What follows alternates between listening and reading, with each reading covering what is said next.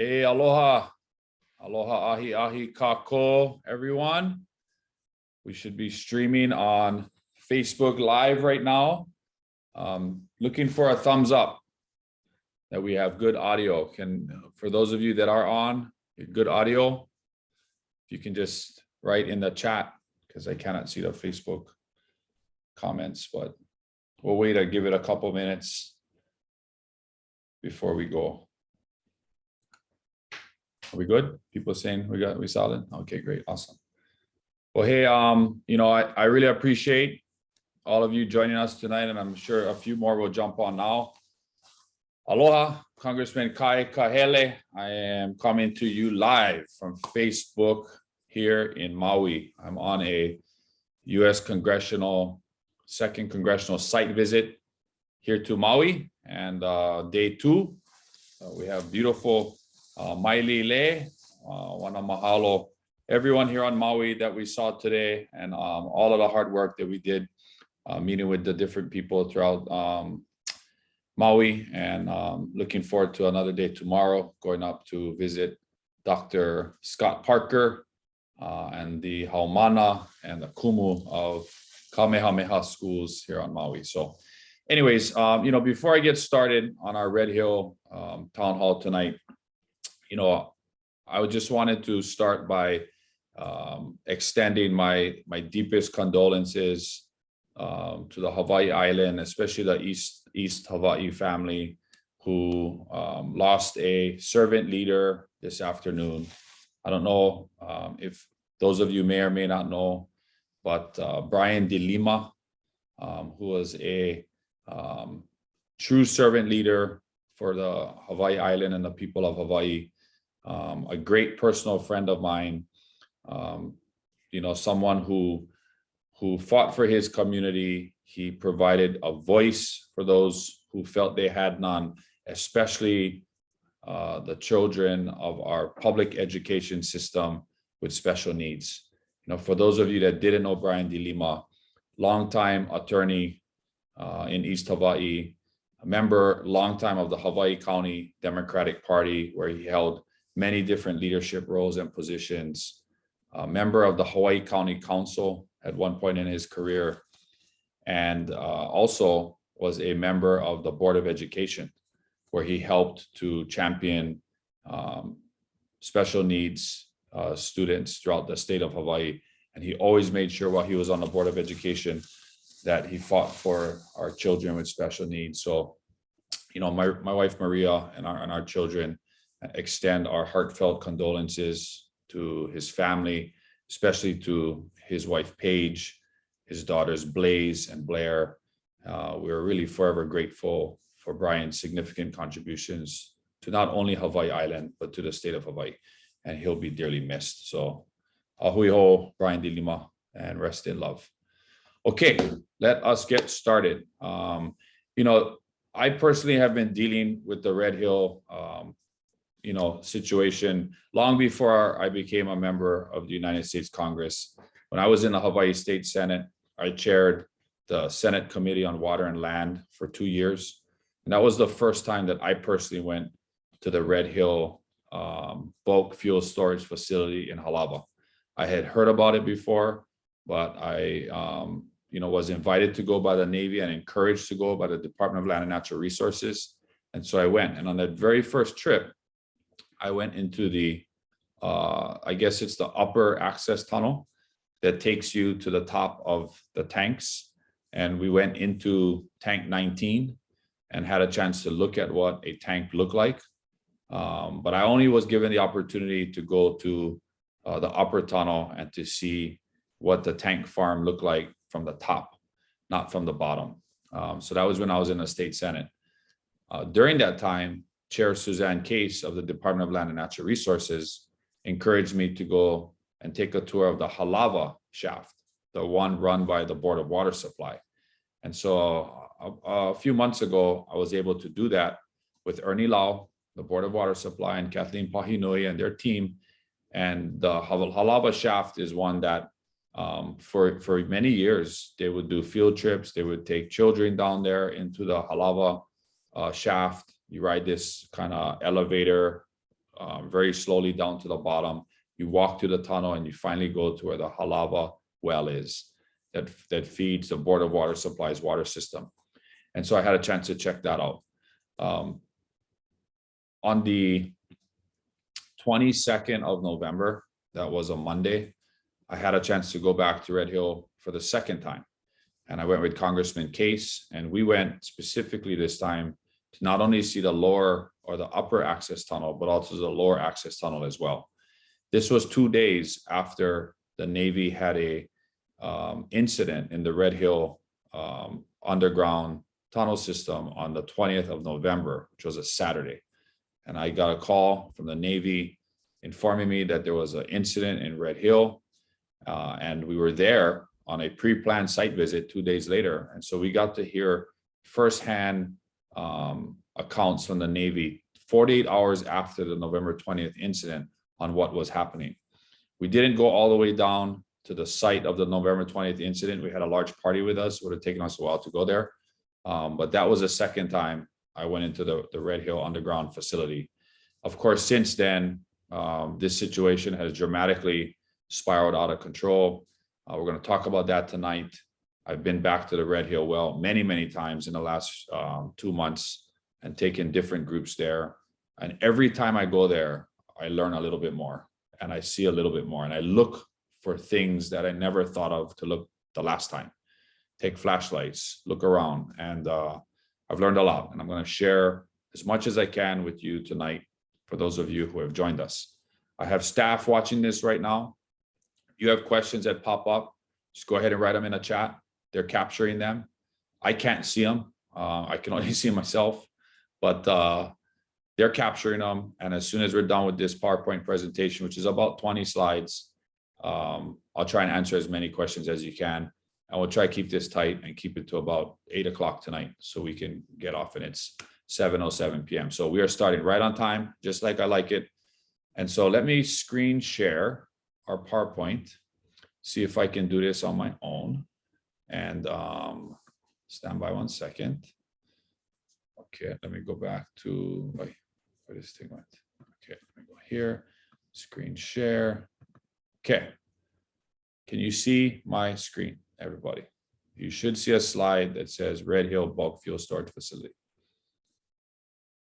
We're going to give it, I know there's a delay, right? About 10 seconds or something like that. So before I get started, okay, bam, we got the slide up. Okay. So this is, oh, and I got my picture there. So I'm going to actually turn off my video so I'm not distracting you guys and you can just hear my voice. Okay.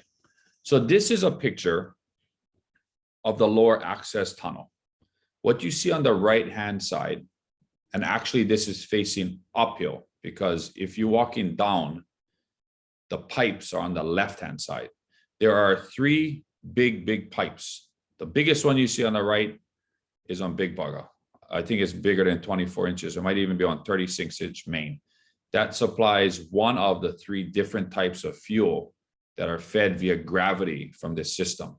The next 2 pipes above it are the other 2 types of fuel that provide fuel via gravity flow down to the Pearl Harbor and Hickam Air Force Base. The track you see in the middle is just like what you would find in a mining tunnel, right? It allows a rover or a cart that is on a fixed track, kind of like on rail track, to go up and down this tunnel, which is several miles long and runs from Pu'uloa, Pearl Harbor, all the way up to Halava underneath the ground. It's a incredible facility, one that was built a long time ago, and we'll talk about that tonight. But this is what a picture of the lower access tunnel looks like when you're facing Mauka. Okay, let me go to the next slide if I can. Okay, so let's talk about the location and operations. For Red Hill, the Red Hill location is located in a ridge of volcanic rock known as Red Hill, on the western edge or the leeward side of the Ko'olau Mountains that divides the South Halava Valley and Moanalua Valley. The Red Hill well, the Ahupua'a of Halava, is the southernmost Ahupua'a of the entire Eva plain. So if you're looking at Halava, Halava is actually part of Eva. If you're looking at the island of Oahu in terms of how our native Hawaiian ancestors looked at it. So that's where the location is. For those of you geographically oriented, if you know where Halava Prison is, that's where the Red Hill Farm tank location is. There is a fence guarded by a military service member, either Navy or private security that the Navy contracts to provide security for the Red Hill fuel supply facility, which is on federal land. So right by the Halava prison, there's a gate, and that's how you get to the fuel farm. The Red Hill bulk fuel storage facility sits above the island of Oahu's southern basal aquifer. This aquifer is a federally designated sole source aquifer. You know, what does that mean? It's real important. And it was so important that the federal government determined that it's a sole source aquifer because it is estimated to provide up to 77% of the island of Oahu's clean, fresh drinking water. The Red Hill well tanks, the tanks are located approximately 100 feet above the Moanalua and the Waimalu groundwater aquifer, which the Board of Water Supply uses to provide water to residents from Moanalua all the way out to Hawaii Kai. And that's something to also clearly understand as well. You have the Navy's water supply system, which we'll talk about in a little bit, and you have the Board of Water Supply's water system.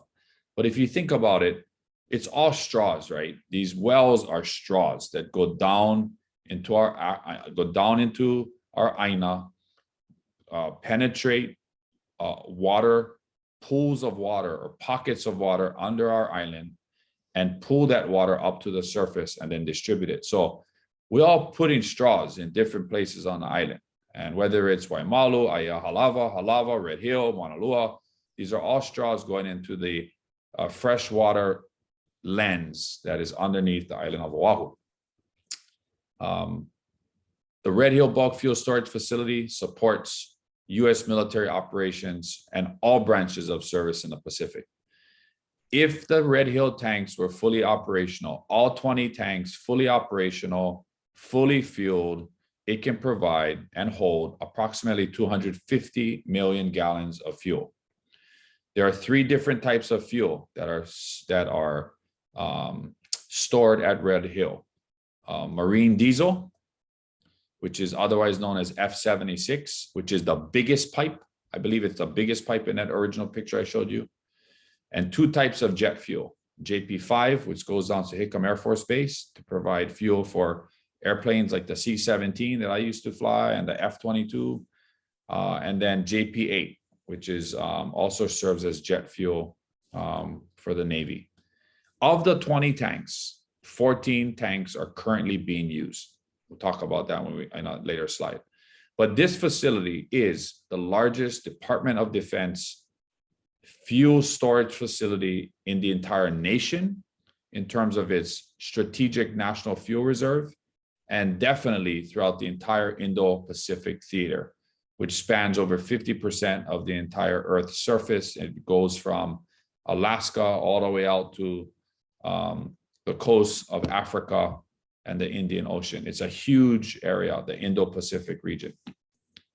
But the island of Oahu and the 1 million residents that live on Oahu bear the majority and brunt of the Navy's and the United States military's and the DoD's strategic fuel reserve. Okay, let's look at the map. So this is a depiction of the Red Hill Fuel Storage Facility's location. You have the location of the Red Hill tanks straight ahead, which is, like I said, right next to Halava Prison. Now within the Red Hill tank system, you have a couple different wells. You also have the Moanalua well that's nearby, and you also have the Halava shaft, which is what the Board of Water Supply uses. This is a bird's eye view of a topographical map of the bulk fuel storage facility. You can see where it's located. You can kind of make out the Halava prison. which is, if my mouse is working, if I have a mouse, I don't know if you guys can see my mouse, but this is Halava prison right here. So if you come up Halava, you get the quarry, you come up the right side, this is all the industrial area, where, there's a lot of commercial businesses and things here. And then you come around and you come down this road, and Halava prison is right here. And that is where that gate is to come up to the Red Hill fuel facility. The entire area is secured on federal land. And that's the location of the fuel storage facility. And as you can see, it really sits right on the crest of the Waimalu Aquifer and the Moanalua Aquifer. And you can see how close, you can see the Moanalua golf course right here. As you're going up to Moanalua Valley, and you can see all the houses going up to Moanalua Valley where the park is, right? Where you can park and you can take that long hike and that trail. You can walk all the way over to the other side. Plenty of people take that hike. But you can see how close the Red Hill facility is to, what is probably thousands of homes in Moanalua Valley. So that's the geographical area. Okay. The Red Hill, before World War II and the attack on Pearl Harbor, the military was preparing, I believe, for war. Or war already existed in Europe. And although the United States hadn't entered World War II, there was a lot of pressure for the United States to enter the war, but there wasn't a trigger event for the United States to do that. You cannot fight a war without fuel. And so the decision was made to build in secret a bulk fuel storage facility on the island of Oahu. So construction began in the early 1940s, before the attack on December 7th. December 7th, 1941 comes along, and the facility is being built. And they wanted to build a facility that was one of a kind, that didn't exist anywhere in the world, or definitely in the nation. And it would protect vital fuel reserves from enemy aerial attacks during World War II.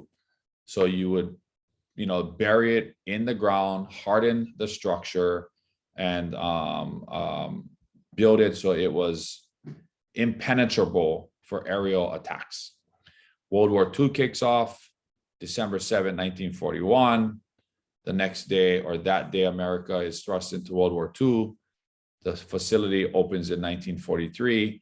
And this facility provides a significant amount of fuel for U.S. forces in the Pacific. And it was more than likely part of the reason why America was successful, and we won World War II, culminating with the surrender of Japan. The facility officially opens in September of 1943. It remains classified.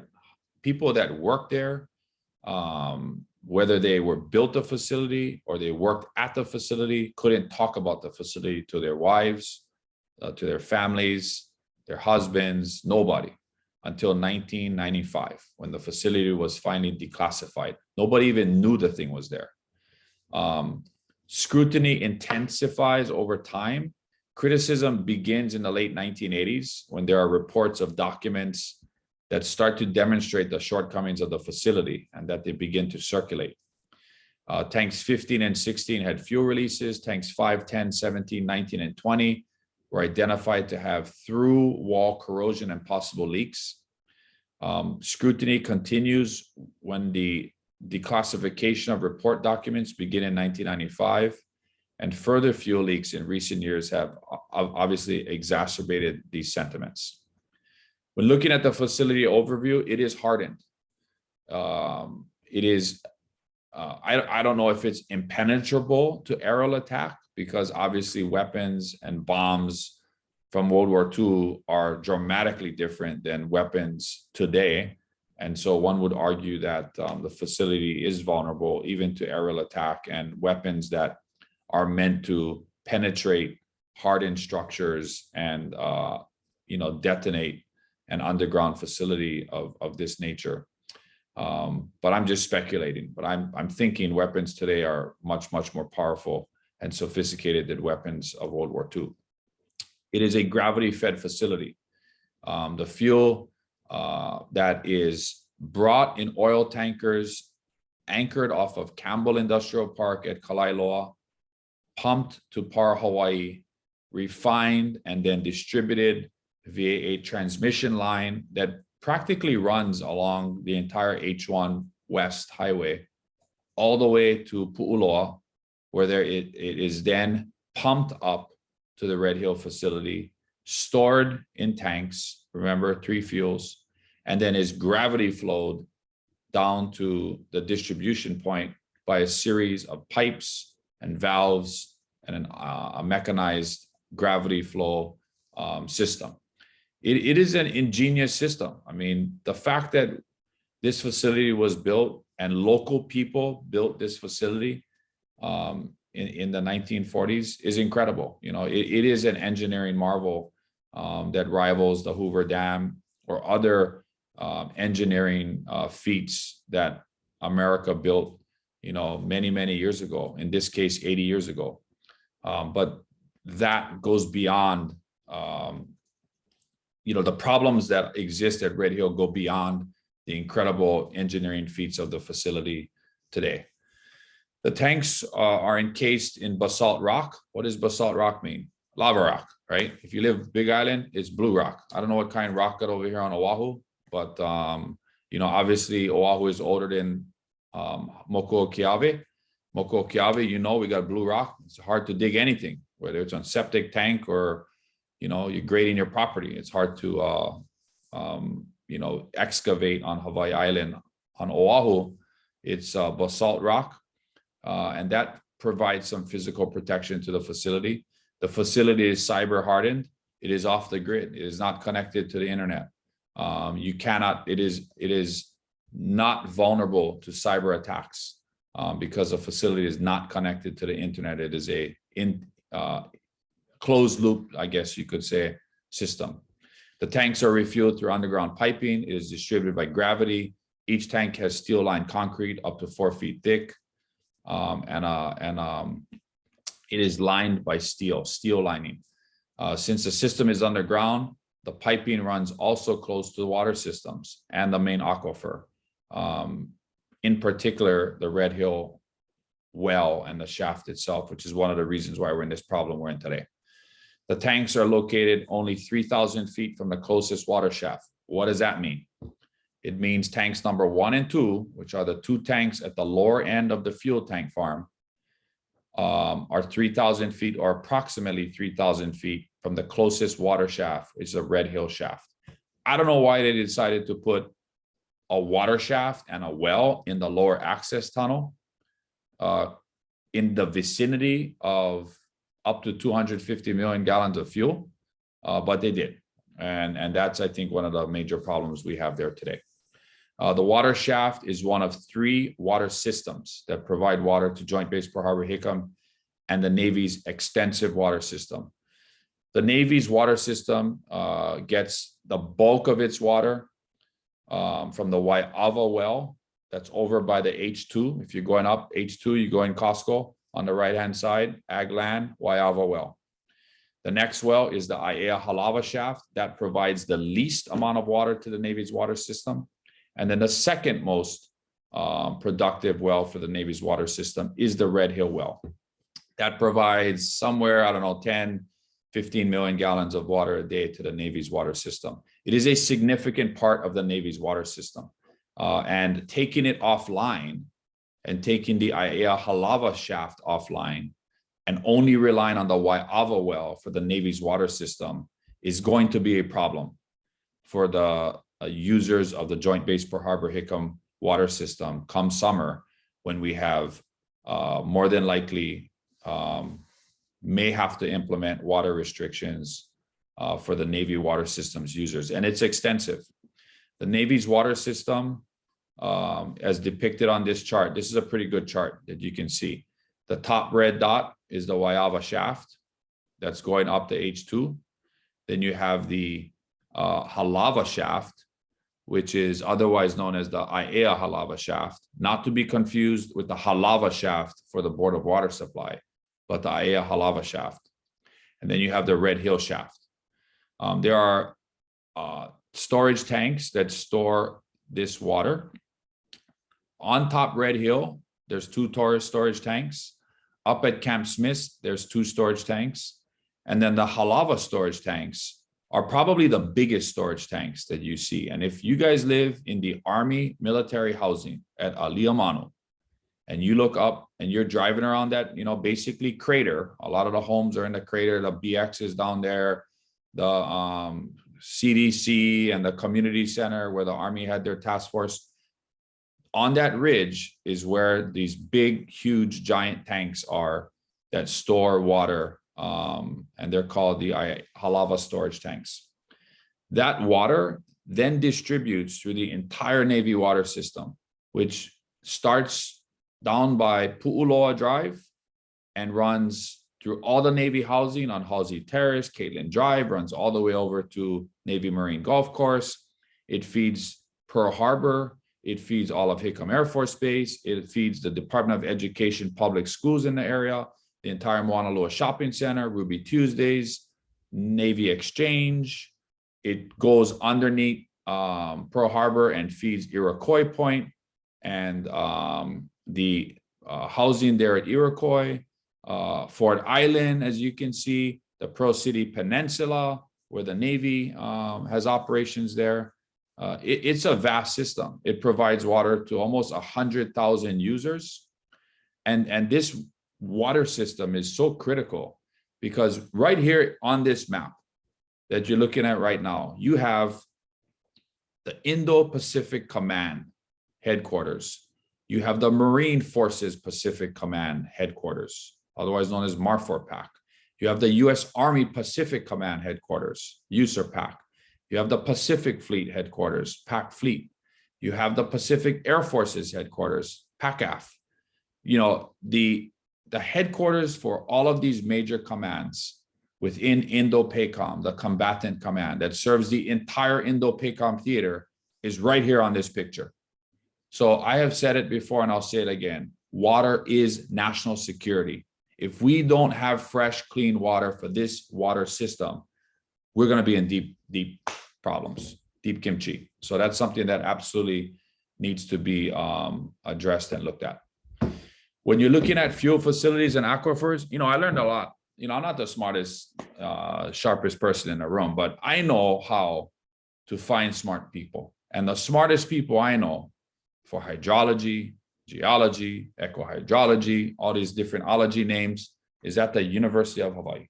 So working together with Professor Don Thomas and his team and President David Lasner's team, we have gone to the University of Hawaii and sat with the hydrologists there and those that have studied and know and teach and understand how hydrology works under the island of Oahu and how our water, we take it for granted, right? You just go to the sink, turn on the water, boom, you get the water.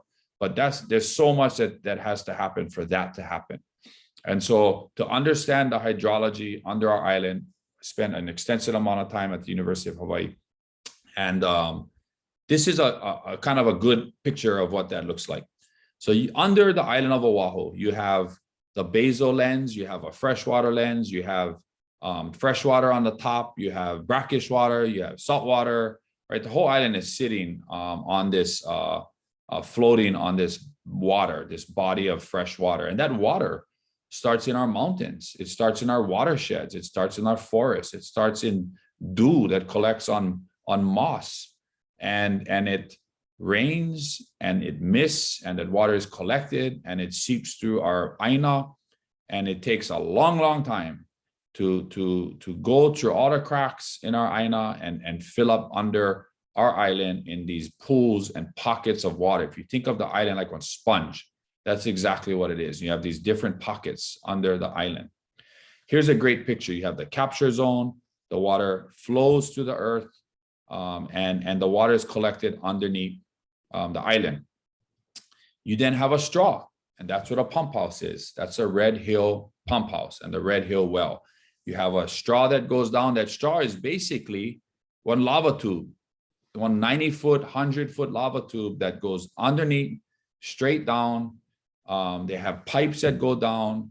It goes into this well or this big pool of water 20 feet deep, fresh water that is fed by this infiltration tunnel that runs horizontally into the larger body of water. They call it the infiltration gallery. And all that water is sucked up underneath the island and is pumped up to these the pump house. This is a general description of where those 20 Red Hill tanks is, but you can see the relationship between where the Red Hill tanks are located and the actual Red Hill well, which is about 3,000 feet. Of course, then you have the water table, the aquifer. So this is kind of a general picture. Let's talk about the tanks. There are 20 tanks in the Red Hill bulk fuel storage facility. Each tank is taller than Aloha Tower. The tank is massive. It's like on Tylenol pill that is stood up, and you have 20 of them in a row, lined up, you know, in underneath the Halava, Moanalua Halava, you know, tunnel hill bridge system. Currently, there are 14 of the 20 tanks. 2 tanks are out of service and have been for quite some time. At the bottom of the bullets, tanks 1 and 19 have been permanently removed. They don't have anything in them. Tank 19 is the one they do tours in. Everybody that's gone up to Red Hill, you've been into tank 19. Tank 1 is potentially the prototype tank for a secondary containment solution that the Navy has been trying to work on. So right off the bat, you take out the fuel from tanks number 1 and 19. Like I said, which is approximately 12.5 million gallons if you were to fill it up to the top. But they don't fill it up to the top. They fill it up about 3/4 of the way. So it's about maybe like 10 million gallons that is in each tank.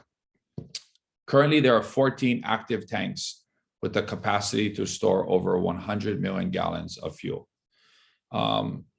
The tank status and the inspection rates of each tank have come under great scrutiny in the last 20 years. These are one of the problems that I have. If you look on a chart on the right side, there's tanks 1 through 20. Tanks 1 and 19, take them offline. They don't exist right now. The rest of the tanks, so you have 18 tanks left. And at any given time, 4 tanks are in a clean, inspect, repair process that the Navy started to implement in the mid-2000s because of leaks and because of mandates and requirements working with the state of Hawaii, the EPA, the Department of Health, and the Navy having to do something to minimize leaks in the tanks. But in the clean, inspect, repair process, there are 3 tanks, 3 of them, tanks number 3, tank number 4, and tank number 11, that have never been touched in at least 39 years. Tank number 11 is the worst one, never been touched in 41 years. I'm 47 years old. That means that tank never had no service since I was 6 years old.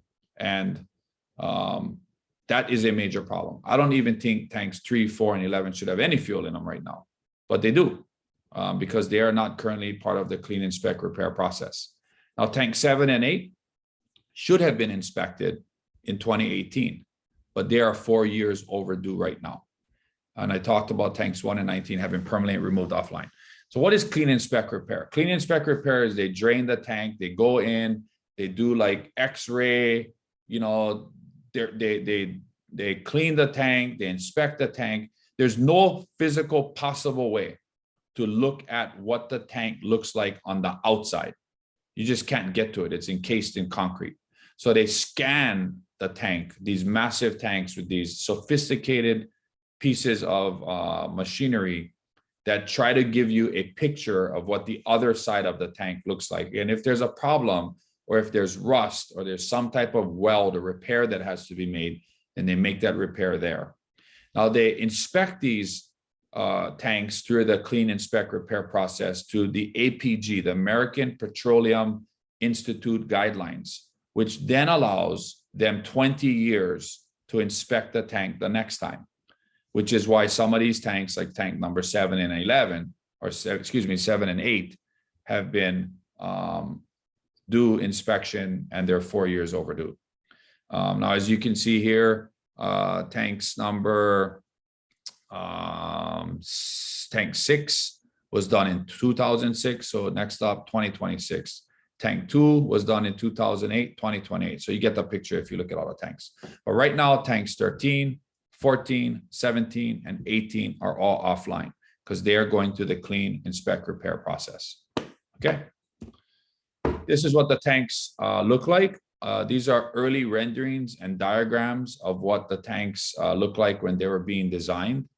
They never dug the mountain from the top to build these tanks. They actually built the lower access tunnel first, and then they drilled into the earth and they excavated the tank from the inside. And as the tank and the rock and the debris fell down into the lower access tunnel, it was then that excavated material through the lower access tunnel and that train track that I showed you took all that earth and rock and fill down to Pu'uloa, where I guess it was then put, into Pearl Harbor. I don't know what they did with it, but that's where it went. They moved all the earth down there. These tanks were built, like I said, 1940. These are some renderings of it. Now, I saw another presentation that showed that, they knew that the tanks were close to a water source because as they were, filling or encasing the tanks in concrete, they had to fill it as quick as possible because water was coming up into or surrounding the tank area. I saw that on one PowerPoint presentation. The point being is, we know, at least in documents that the Navy has provided and other source material, that these tanks sit approximately 100 feet above this sole source aquifer. I think it's possible the tanks are actually even closer to the aquifer, but regardless, it's too close for comfort. Recent major leaks dating back to 1947, there have been at least 73 documented fuel release events. The Navy has documented these events themselves in a 2008 groundwater protection plan and in a contested case hearing. There have been 3 major leaks in the last 10 years, basically, up at Red Hill. The first one being 2014. In 2014, tank number 5 underwent its clean, inspect, repair program. And when that tank was certified, done, clean, POW, ready to be brought back online by the contractor that did the work, and they started to fill tank 5, at some point, tank 5 started to leak. There were alarms that sounded during the refilling process. Administrators assumed that it was a mistake, but in the process of refilling tank 5 leaked 27,000 gallons of fuel. The report from that incident documented failures of the contractor, improper inspections by the receiving end, the Navy, who's supposed to inspect the work, repairs that were done, reports that were done. So everything failed that shouldn't have failed, but did fail. The contractor did poor work. The Navy didn't inspect the work properly, nor did they hold the contractor accountable for the work that was done poorly, which caused 27,000 gallons to leak. Now, this leak did not cause extensive damage or pollution to the aquifer for whatever reason. There are ways that fuel can be naturally remediated in the soil. There are microbes and different kinds of things that naturally consume fuel in contaminated soil. And I don't know if that's what happened in this case, but we know that the fuel did not get into the Red Hill well in 2014. But what that did trigger is a major action by the EPA, the Environmental Protection Agency, working with the Navy and the state, that implemented what they call an administrative order of consent. That is a legally enforceable document. It is a legal document, legal order, I don't know what you want to call it, that required the Navy to do certain things. And there's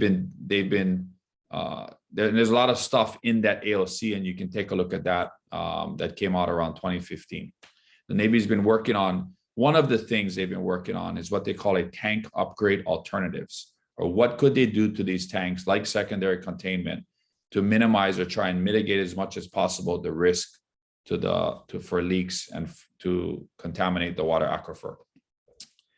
The next major event happened May 6th, 7th of this year, 2021 or last year. That is when 19,000 or approximately 19,000 gallons of fuel was leaked. Now, originally, the Navy said it was a smaller number. That was no longer the case. And that tank leak came out of tank number 20. At the top of the fuel farm is tanks 19 and 20. At the bottom is tanks 1 and 2. Outside of tanks 20, one of the pipes there, due to an operator error, who inadvertently pushed the wrong buttons, moved the wrong valves, caused a pressure surge and caused a violent movement of one of those fuel lines that take one of the fuel down gravity flow, which caused a major part of the nozzle system that comes out of tank 20 to sever. And that dumped 19,000 gallons of fuel up at the upper lower access tunnel that leaked fuel all over the place in May 6th, 7th, 2021. At the time, the Navy said that the water sources were not contaminated and that was due to operator error. Now, what we didn't know, or what the Navy says they didn't know at the time, is that a water fuel mixture, part of it fuel, part of it water from washing down the fuel with Simple Green is what I found out the Navy used to wash down the fuel that leaked May 6th, 7th, went into this system that captures, I guess, fuel water in a containment area that when it senses containing water, it triggers fuel. It triggers pumps in a containment storage area that then sucks that fuel into this AFFF line that is supposed to take this fuel out to a holding tank. Well, apparently the Navy didn't know that those pumps actually came on and that fuel got sucked up into the system. And so that fuel, however thousands of gallons it was sitting in that AFFF line for months, from last May. Well, here comes November 20th. And in November 20th, a rover, an operator who was operating in a lower access tunnel Saturday afternoon, November 20th, inadvertently hits and strikes a PVC pipe that was part of the fire extinguishing system installed in the lower access tunnel in 2019, which was part of the ALC. The ALC identified that, hey, we got one problem. If there's a major fuel leak in here and there's an explosion and there is fire, we have no way to put out this fire. So you guys need to install a fire extinguishing system in the lower access tunnel, which they did. That was great. Problem is, they go put PVC. What happens with PVC? You hit them, PVC breaks, which is what happened on November 20th.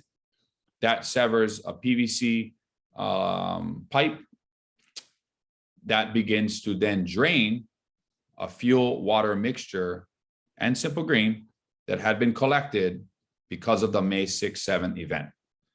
That location of the November 20th incident is very, very, very close to the Red Hill well.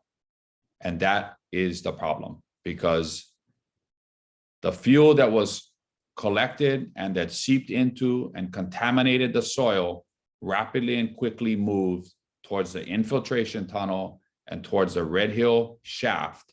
And within a matter of days, contaminated the Red Hill well.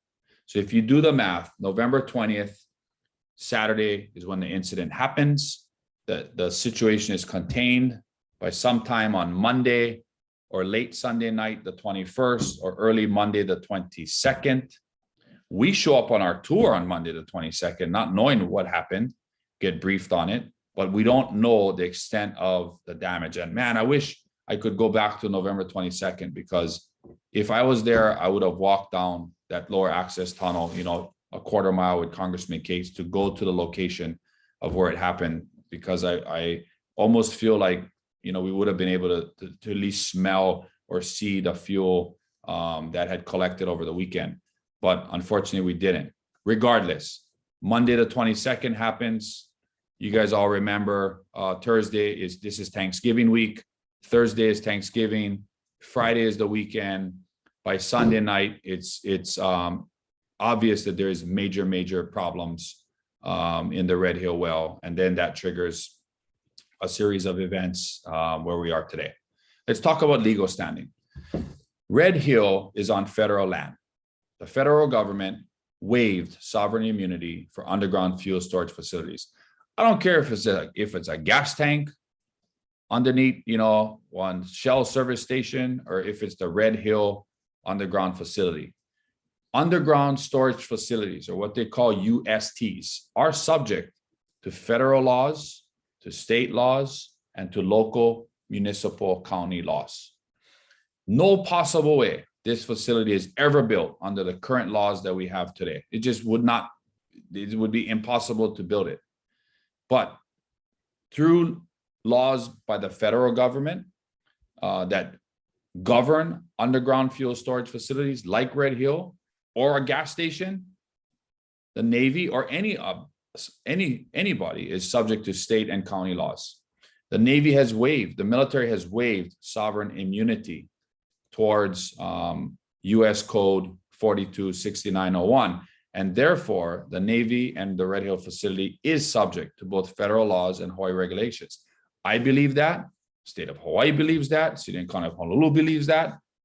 Right now, I don't know if the United States military believes that, because they are contesting the case in federal and state court. We'll see.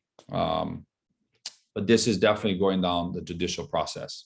In 2002, the state of Hawaii obtained Environmental Protection Agency state program approval, and effective September 2nd, 2002, for Hawaii's underground storage tank program to operate in lieu of the EPA's underground storage tank program. So whether you're putting in an underground tank for a gas station or whatever, you have to follow the state and county laws.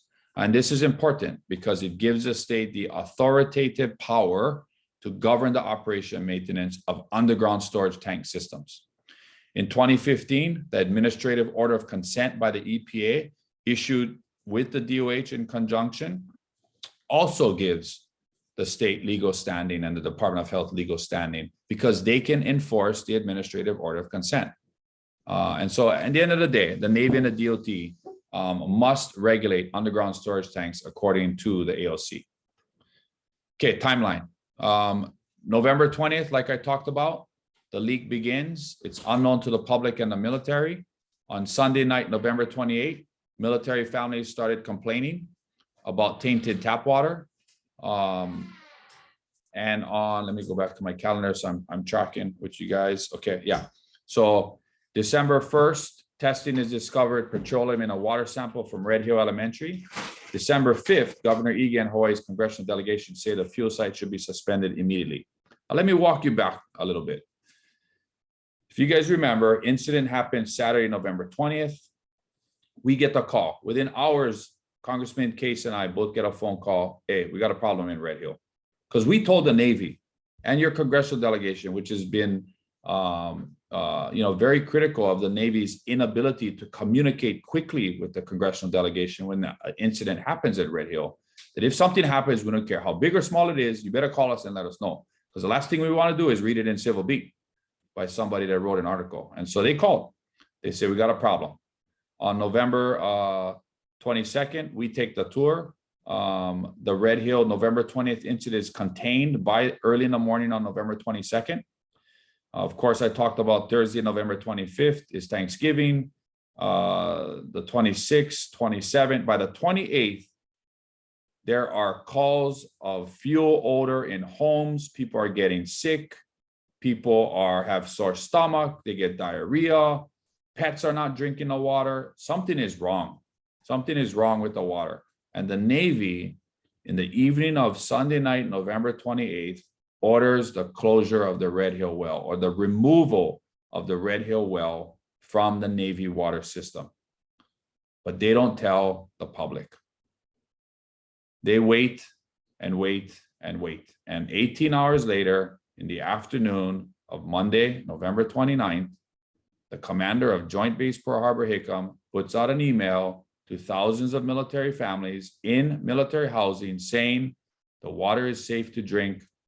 We are not ordering, the shutdown of schools or anything to that effect, and that he and his staff on base were continuing to drink the water, even though they knew that the Red Hill well had a major problem and they took it offline. And I have voiced exactly what I've told you to the Secretary of the Navy, the Chief of Naval Operations, the Secretary of Defense, everybody that I can think of that says somebody needs to be held accountable for that decision. Because from the evening of Sunday, November 28th, until at least the evening of November 29th, people continued to drink the water, to bathe in the water, to consume the water. And that, that makes me very, very, very upset. I don't know what else to say, but by the evening of Monday, November 29th, at what I estimate is about 6 or 7 o'clock p.m., the State Department of Health comes out without the Navy's support standing by them yet and says, you guys need to stop drinking the water. Something is wrong with this water, and they order people to stop drinking the water. Within an hour and a half of that, I happened to be on Oahu.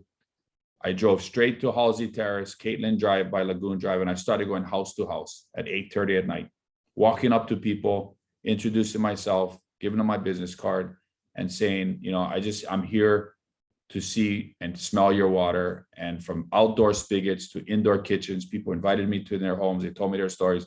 I gave my business cards. I said, you give them to everybody in this neighborhood. You call me, you let me know what I can do to help. I got samples of water on Monday night, November 29th. I got on an airplane on Tuesday, November 3rd, and I flew to Washington, D.C.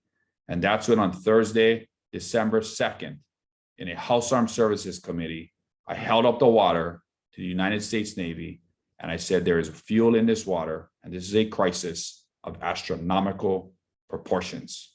At the time, I knew had fuel in the water. I smelled the water. I brought it to DC. So Congressman Case, Representative Garamendi, other members of Congress, my staff could smell the water. I knew had fuel in the water, but it wasn't definitive yet because the Navy and the Department of Health were still testing the water.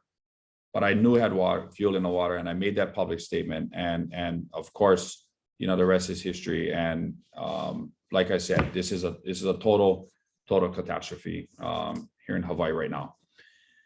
December 1st, it is definitive. There is on Wednesday, December 1st, testing discovers some type of petroleum hydrocarbons in the water, but they're not sure what it is yet. And initially, the Navy tells us that fuel vapor in the tunnel went into the Red Hill well and somehow turned into molecules, the vapor, and then went onto the top of the Red Hill. I mean, it wasn't crazy hypothesis that the Navy had that quickly was, disputed, whatever, because the extent of the contamination that penetrated the Red Hill well was obvious because people were getting sick. December 5th, Governor Ige and a delegation say fuel sites should be suspended immediately. December 6th, the Department of Health orders the Navy to suspend operations. And you can see the timeline from there, right? The Navy contests the order December 7th, December 10th. The Red Hill water and fuel from the shaft contains high levels of petroleum products, 350 times the level the health department considers safe. Emergency action levels, EAL levels, which also, by the way, was raised back in 2017. So even though the Department of Health has these EALs at a higher level, that wasn't like that just a few years ago. And I think Governor Ige and the Department of Health should lower those EAL levels back down to the levels that they were at, rather than using the levels that are currently established. But we'll see what happens. December 29th, the Navy files the objection to the recommendation that it should remove the fuel. They're talking about contesting the order. On January 3rd, the DOH upholds the order to drain the tanks. January 11th, the Navy says it will comply with the order. And I don't know if you guys remember that, but that's when that person came in December to contest the Navy's emergency order. He said all kind of crazy stuff. And I just was really upset on behalf of the people of Hawaii. And I demanded an apology from the Secretary of the Navy for the actions of this individual who really disrespected the people of Hawaii and failed to realize the gravity of this situation and what this had done to the health, safety, and welfare of the people of Hawaii. On January 31st, the DoD announces its intentions to appeal the court order. This follows a meeting with your congressional delegation, the Deputy Secretary of Defense, Kathleen Hicks, and Governor Ige. And that's where we're at right now. The Navy has filed a lawsuit against the state of Hawaii in state court and federal court against the basis of its emergency order. And that emergency order contains a couple important things. It contains 5 things. It requires the Navy to suspend operations. It orders and outlines a course of action to empty the underground tanks at Red Hill, all 14 of them. The order includes future steps that must be taken. Suspend operations, which the Navy has done. They've suspended operations. They're not taking in fuel. They're not gravity flowing fuel. And to monitor the existing fuel that sits in the tanks right now tonight. They must install a drinking water treatment system and ensure distribution of that drinking water from the Red Hill well into the Navy's water supply system. It needed to procure a third-party independent contractor to come in and assess the entire integrity of the tanks, the operational mechanisms, the culture, everything to look at that. And they've done that. The Navy has hired an independent third party. They've come in. They must submit a plan and work schedule prepared by a third-party source. That's costing, at least $1 million for that third party to come in to assess the operations and system integrity for potential safety fueling. Upon the DOH's approval of that third-party assessment and implementation, the Navy must take corrective action. And within 30 days of approval of the plan, remove all fuel at the facility must occur. And they are not allowed to put fuel or even a drop back into those tanks until they get the Navy gets a permission of the state of Hawaii Department of Health. This is that third-party work plan and implementation schedule. As you can see right now, they plan to have the final schedule completed by the end of April. This is their work plan and implementation schedule. They're doing an assessment, they're doing special studies, and they're doing a report. And this is provided by the Department of Defense. But they should have the final report and outbrief by the end of April, which then they can submit to the Department of Health. As you can see there, the last and final date on this document is 30 April 2022, when the closeout of the third-party independent assessment is concluded. The DoD and their appeals on January 31st, just a few weeks ago, they announced their intentions to appeal the court order. Like I said, this follows a meeting between the Deputy Secretary of Defense, Dr. Kathleen Hicks, and Governor Ige. If you guys are not aware, the Secretary of Defense is retired 4-star Army General Lloyd Austin. He was nominated by President Biden. He is the Secretary of Defense. His Deputy Secretary is Kathleen Hicks. The Department of Health had set a February 2nd deadline for any appeals. They did that in hopes of settling this Red Hill issue quickly in order to execute a rapid solution. However, the Navy decided to sue and contest the order. And this appeal is to buy time so that they can look at evidence-based decisions and figure out how to move forward. Their hope is to collaborate with the state of Hawaii to allow the parties the time and space needed to reach solutions together. I don't know what that means. They should just get this work done and defuel this facility and shut it down permanently. Requests for information. Our offices have been sending a bunch of RFIs based on your questions and the feedback from the community. The Navy has been responsive. It's taken some time, but they have provided answers to these RFIs. We've been very active in asking them. One of the RFIs that I asked, and this is it right here, was when I went back on, I can't even remember now, my 3rd or 4th visit, I went specifically to look at cameras and the camera system throughout the entire lower access tunnel, upper access tunnel, and the operations center. And I noticed cameras in two key locations. There's a camera right outside of the lower access tunnel outside of tank 20, which would clearly show you the May 6th, 7th incident. There is another camera very, very close to the November 20th incident that would give you a pretty solid video feed of what happened on November 20th, how the rover hit the PVC pipe, what immediately happened after that, were the oil closed doors that are closed to hold fuel in, were those closed immediately? How long did it take to secure that fuel leak? Where did that fuel go? How much fuel was coming out? You could have seen that all in the camera. So I asked, we went down to the operations center. I asked them to show me the camera footage. I wanted to see it live in that moment from those two cameras. And they told me they couldn't do it, that the cameras wasn't working. So I was confused as to why the cameras wasn't working. So I asked to see all the cameras. Come to find out, there are almost 80 or 90 cameras in this entire system. Most of them were working that showed the outside of the storage tanks and some areas inside, but not the extent of the lower access tunnel.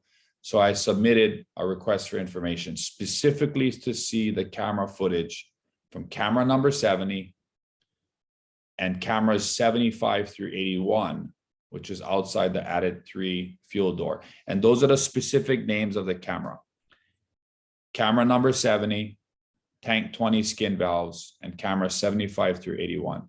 Added 3Y fuel door, ISO door, HT, I don't know what that means, and the RH vent from November 20th, 22nd. I finally got an answer back. The answer was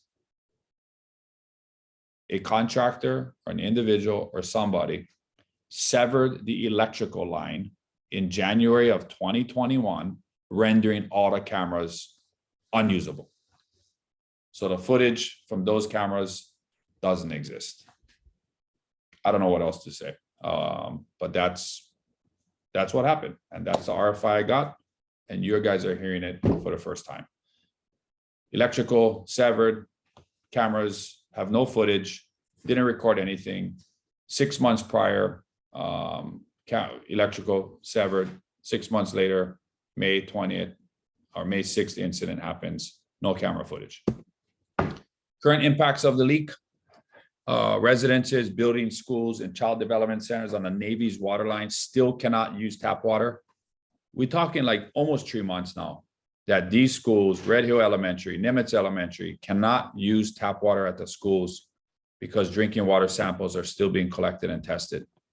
There are approximately, this is the latest numbers we got, and it changes often, but this is the latest. There are 3,953 families still remaining in local temporary lodging. That's everything from the Best Western Hotel on Nimitz down to Waikiki. And you know what? I want to mahalo our local hotels, both in the airport area and down in the Waikiki area, that were able to accommodate thousands of families very, very quickly. There's a series of hotels, and I just want to mahalo you guys for doing that, because these families have had to go through really unbearable times. If you think about it, many of them were displaced the first, second week of December. They spent Christmas in these hotels. Some of these hotels don't have pet policies.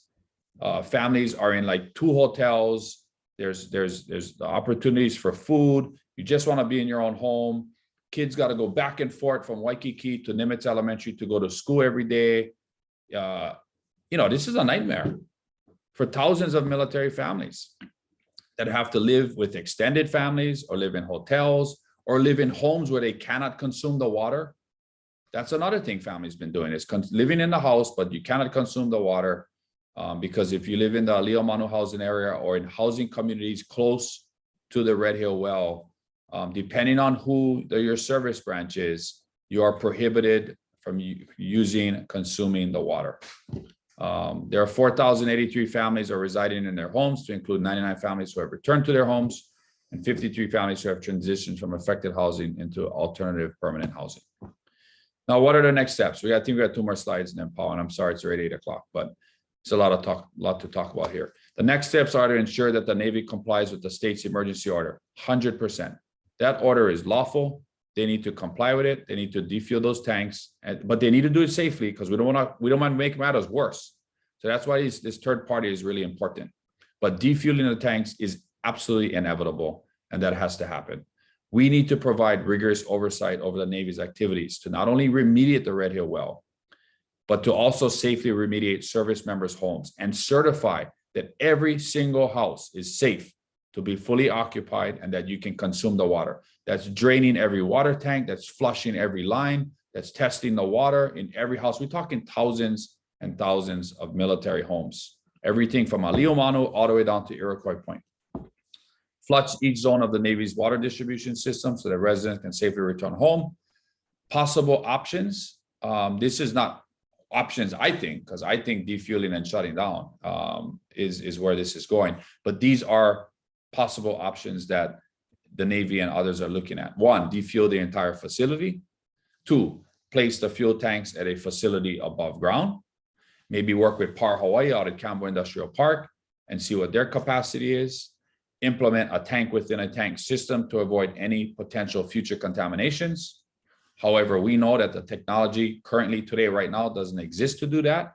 And that's 20 years away and billions of dollars. So I don't think that's an option. And I think the most likely option, and what I support, is defueling and shutting down the Red Hill bulk fuel storage facility permanently. Permanently. The DOD's appeal slows this process. Why? Because we're now in the courts.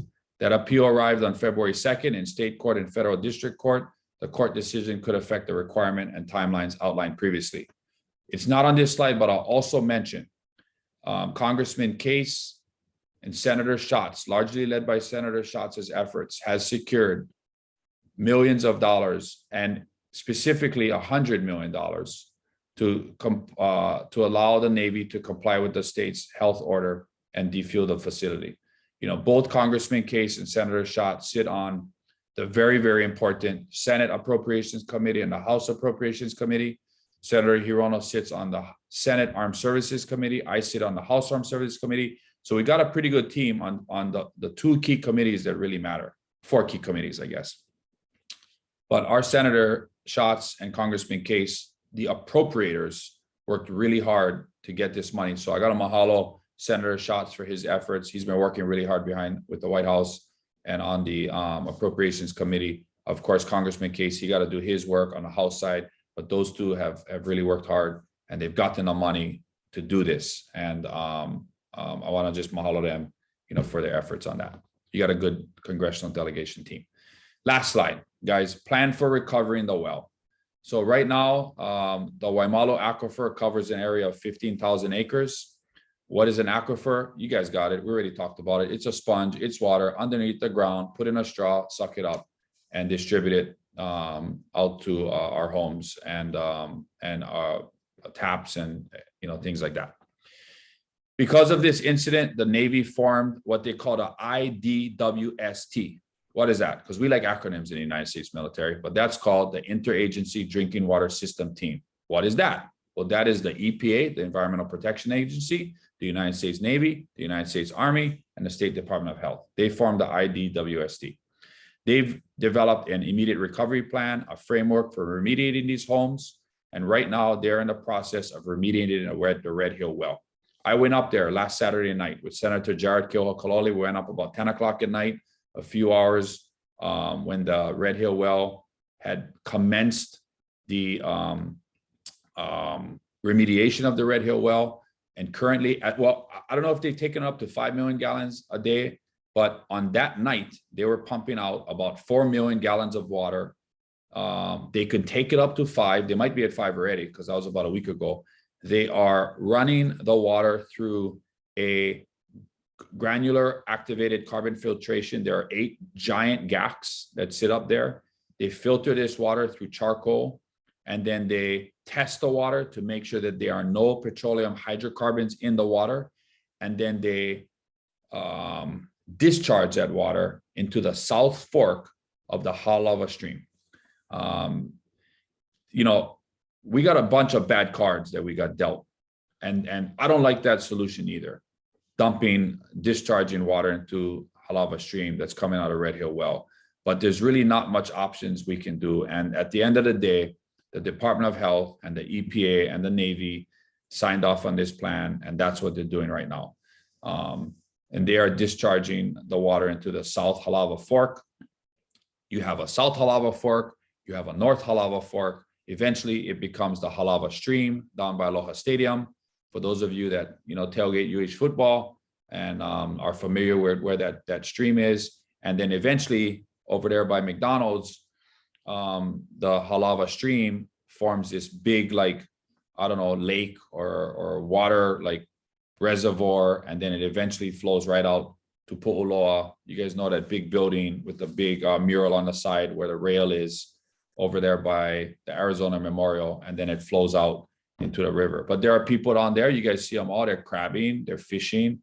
I don't know if, I don't think kids are supposed to go in and play in the Halava Stream, but there definitely are people that crab and fish. And so I've voiced my concerns to the Navy to make sure that water, that you're testing it every day and Sunday to make sure the water is safe before you put it into Halava Stream. And if it's not safe, then you stop. And up until right now, that's what they've been doing. And the reason they're doing that is they think there's about 3,000 gallons of fuel that they lost on November 20th. I don't know if it's more, but that's the number they've thrown out at us. That fuel has gone into, or potentially has gone into, the Red Hill well.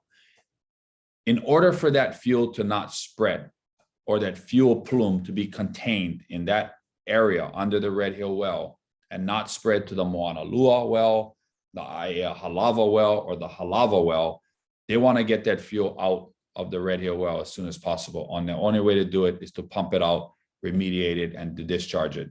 Now, I voiced my concerns about wasting all of this water in the South Halava Stream, and the Navy is vigorously looking at how they can use that water that's being discharged for agriculture purposes or whatever. That's just millions and millions of gallons of water that we're wasting every single day that's going into Halava Stream. And I really feel like, there is better things we can do with that water than just waste it. We all heard the commercial growing up, right? Jerry Santos, Malama Ikavai, and take care of our water, Ola Ikavai. Water is life, no waste of water.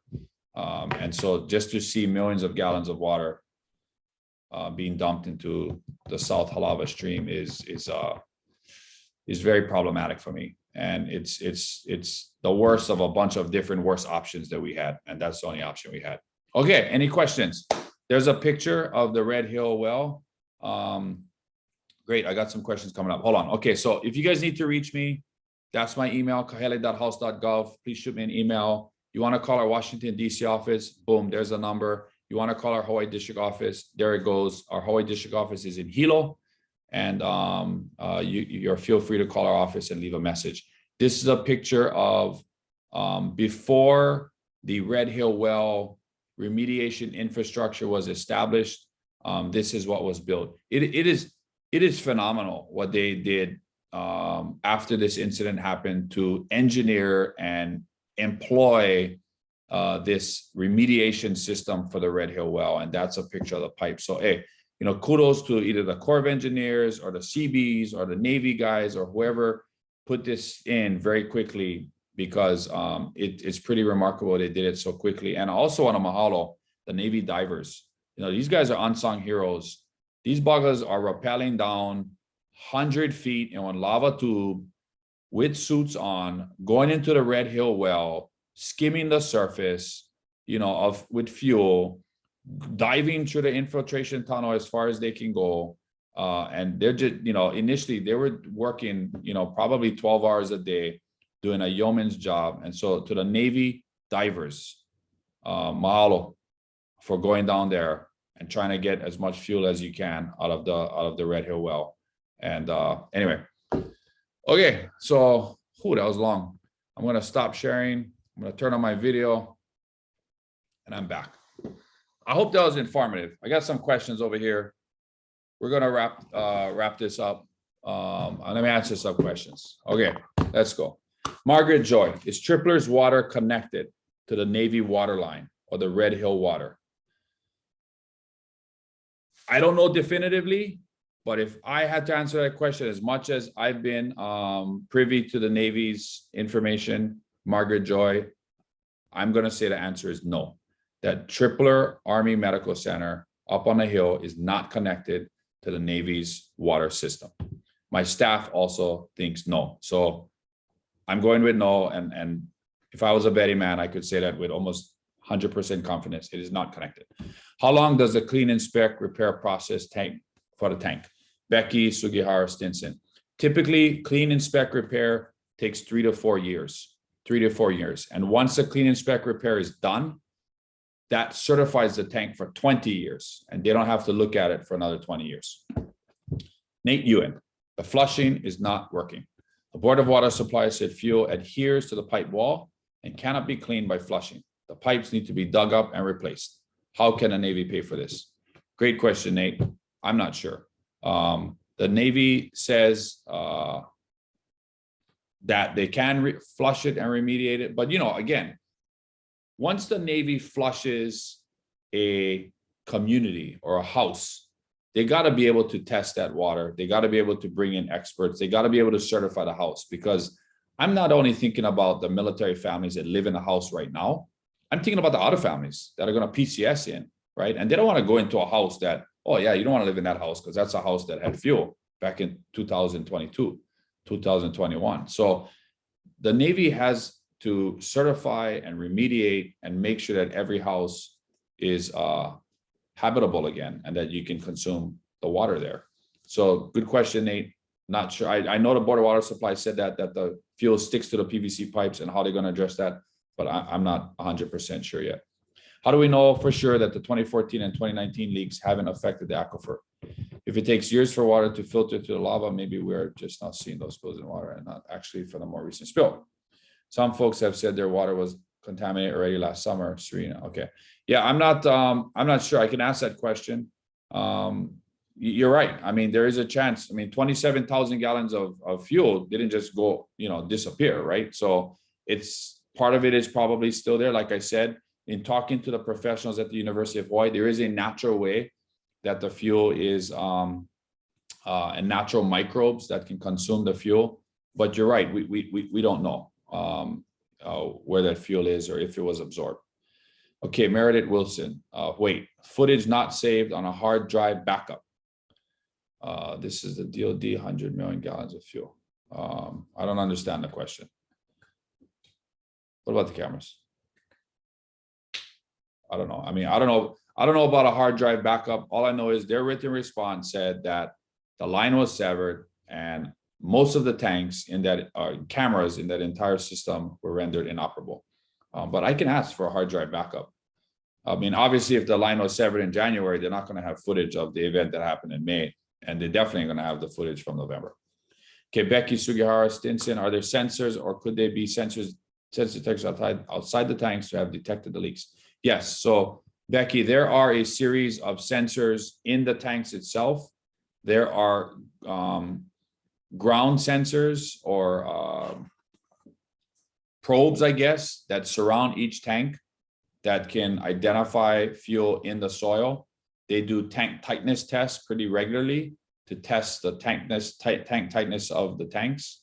And there are a series of sensors that can immediately sense the reduction of fuel or the inadvertent reduction of fuel down to a very, very small amount, which then triggers a series of alarms and bells and whistles that are supposed to snap into emergency actions to contain the fuel in that tank. That's my understanding. Okay, next question. Margaret Joyce. So the people who made the problem are to be trusted to fix the problem and keep people safe. Good question, Margaret. Yeah, I mean, I don't have confidence right now that the Navy can safely operate this system. And that's why I am a proponent of shutting the facility down permanently. Is the Navy paying for all the millions of gallons they're wasting? I'm assuming you're talking about water. I don't think so. Not that I know of right now, that they are not paying for the water that they're discharging, not only into Halava Stream, but to all the Navy housing areas that they're discharging. Keone DeFranco, any risk of saltwater contamination in the current wells servicing Honolulu? Good question. It's my understanding that the Halava well of the Board of Water Supply has been shut off. And I believe that Ernie Lau has stated that, because out of an abundance of caution, that fuel plume, they don't want to be sucking that fuel plume over to Halava. The problem is the Navy, even out of Waiawa, has certain yields that they are authorized to extract out of these different pockets of water. They can only take what the amount of yield that has been authorized by the Board of Water Supply, by the Commission on Water Resource Management of the Department of Land and Natural Resources. When you pull more water and the aquifer doesn't have time to replenish itself, you're going to pull salt water. You're going to pull brackish water. You're going to pull salt water. The saline content is going up. Obviously, we can't consume salt water. So that's a problem. So that's why you have this fine balance between what you can pull out, the freshwater lands, versus pulling up too much and you start pulling up salt water. But hopefully it answers your question about the salt. Okay, where are we at now? Okay, Lacey, we were sick November 6th through November 21st while staying at the Navy Lodge on Ford Island, and our water there smelled of petroleum back then before the admitted big fuel leak. How does the Navy explain this? I don't know, Lacey, but I tell you what, you email my office with specific details of when you were at Ford Island, November 6th, and describe, I don't know, email my office and I can ask and look into that, because those dates prior to November 20th don't make sense.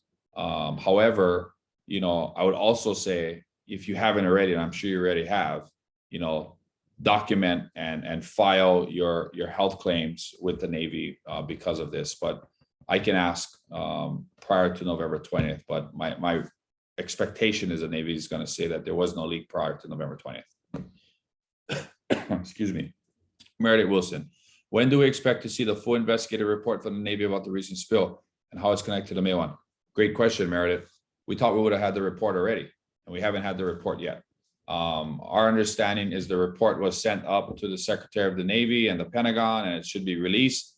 Your congressional delegation has been very adamant to the Navy that they need to release the full investigative report, unredacted, in full transparency.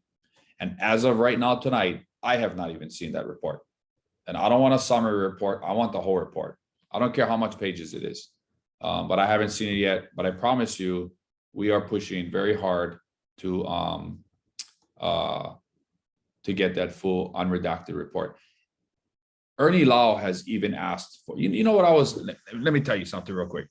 When I took the second tour in, I called Ernie Lau, and Ernie Lau and I were talking a lot.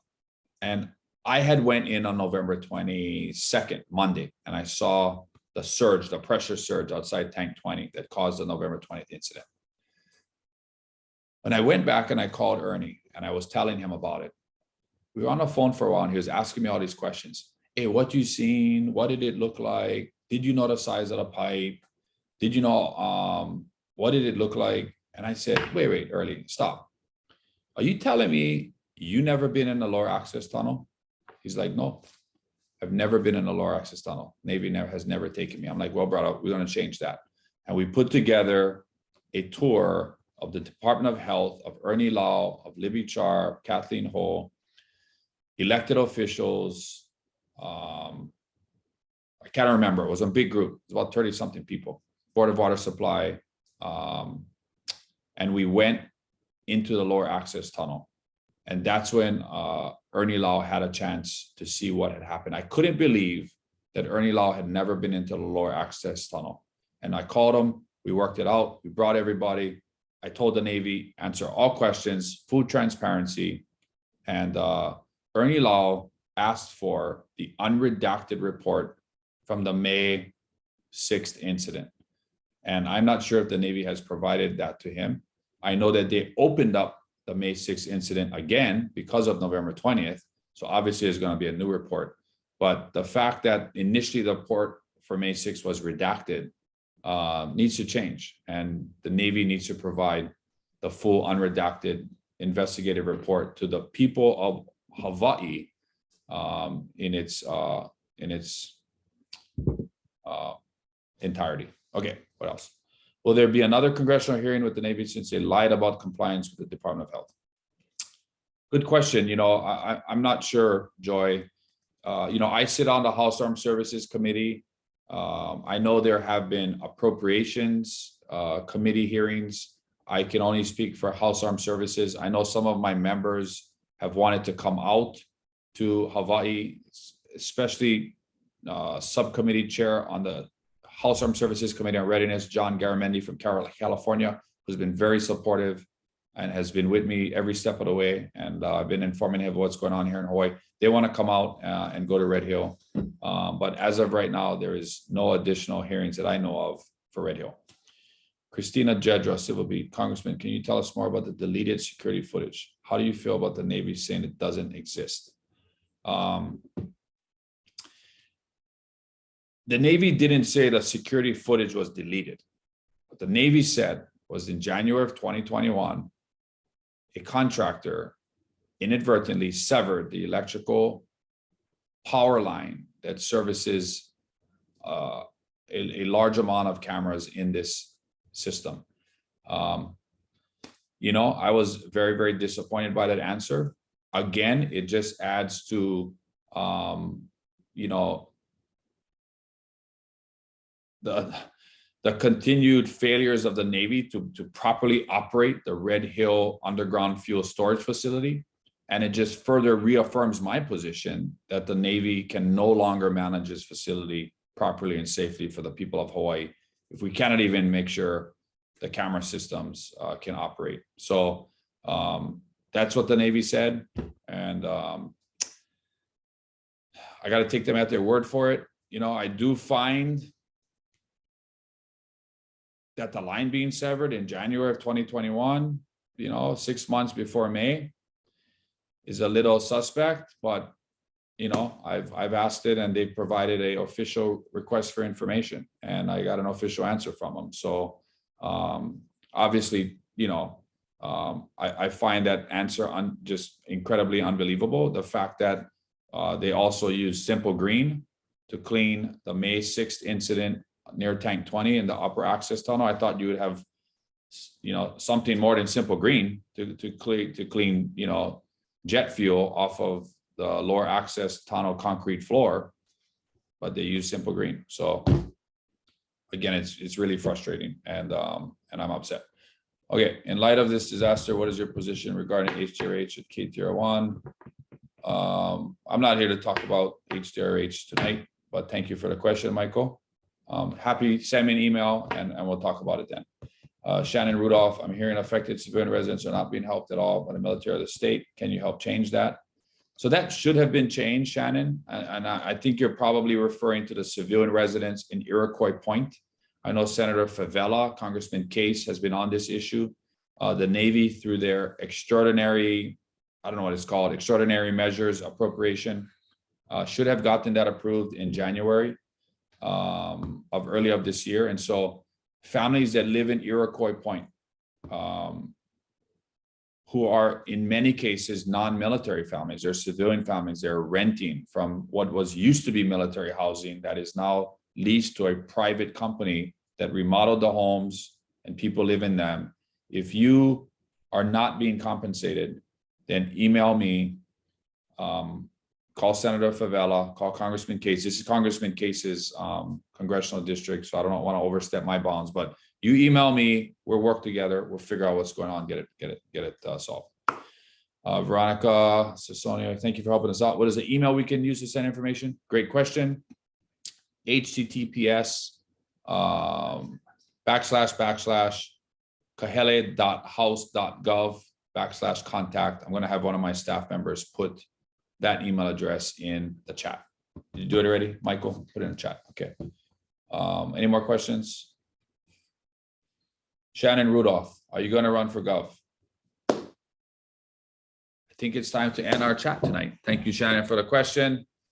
I'm going to save that for another Zoom, but it is 8:30 at night. I want to mahalo nui loa all of you for participating. I don't know, did we have a good turnout? Were a lot of people on?